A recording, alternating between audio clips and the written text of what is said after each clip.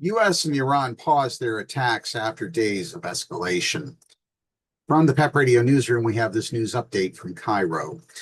The United States and Iran paused their attacks for a second straight day Sunday as efforts continue to bring them back to negotiations on an interim ceasefire deal, largely undermined by recent exchanges of fire.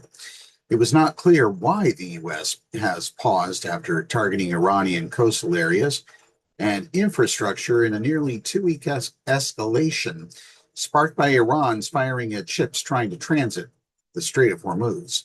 The Pentagon did not respond to questions. U.S. President Donald Trump is giving talks some space. He's giving it a little bit of room. Mike Waltz, the U.S. ambassador to the United Nations, told Fox News earlier today. We've had both Oman and Iran and a number of our other negotiators engaged at every level from the most senior levels all the way down to the technical level over the past few weeks, and particularly in the past few days.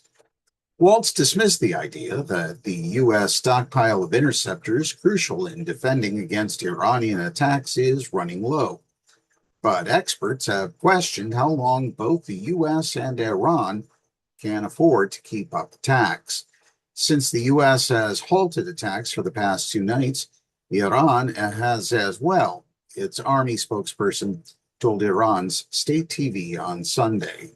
Tehran in recent days has counterattacked against countries in the region hosting U.S. military forces, killing at least 3 service members at a base in Jordan and 1 in Iraq. The 60-day period that began when the interim deal was signed by both countries in mid-June is now well into its second half, and major issues that were meant to be negotiated, notably Iran's nuclear program at the heart of the tensions, remain set aside as mediators try to keep both sides talking.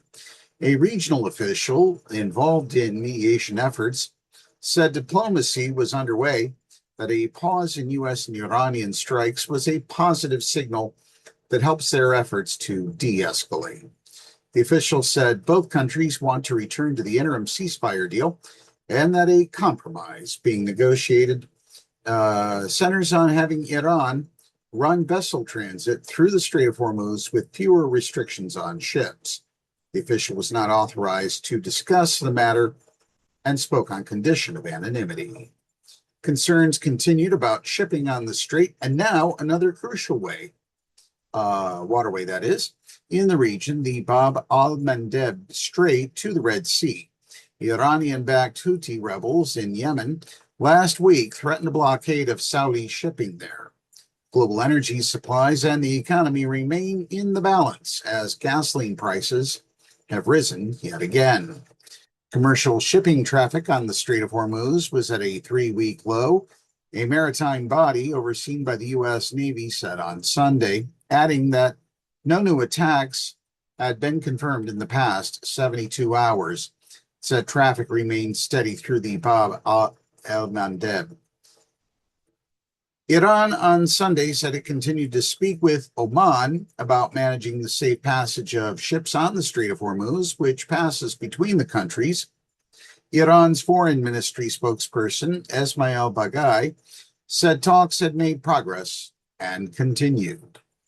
Baghai also said the strait's status remained unchanged. Tehran has asserted that the interim deal with the U.S. allows it to manage shipping on the waterway for now, and it has objected to U.S. efforts to support a route through the strait that passes close to Oman instead.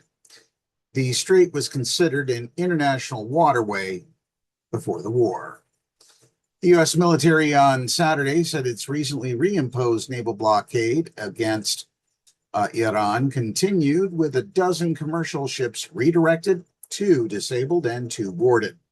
U.S. forces remain highly vigilant, focused, lethal, and ready, it added. Meanwhile, Israeli Prime Minister Benjamin Netanyahu plans to travel to the United States and meet with Trump in Washington on Tuesday, his office said. They last met in Washington in February, weeks before they launched the war on Iran that killed senior leaders, including Supreme Leader Ayatollah Ali Khamenei. The Iranian-backed Hezbollah fired at Israel 2 days after the war began, and Israel responded with airstrikes and ground forces in southern Lebanon. Since then, the U.S. has supported landmark direct talks between Lebanon and Israel to try to calm that front and find a way to disarm Hezbollah. Netanyahu on Sunday told Fox News he fully backs Trump's efforts to weaken Iran and press it to end its nuclear program, adding, if he can do so without returning to intense military fighting, that's fine. Why not? The Prime Minister indicated he would not present new information to our good friend Trump and instead would listen to what he has in mind, because I think in many ways it's his decision. But Netanyahu warned that if Iran again attacks Israel directly or with armed proxies, it will make a terrible mistake. That's what we know for now. From the PEP Radio Newsroom, I'm David Moore.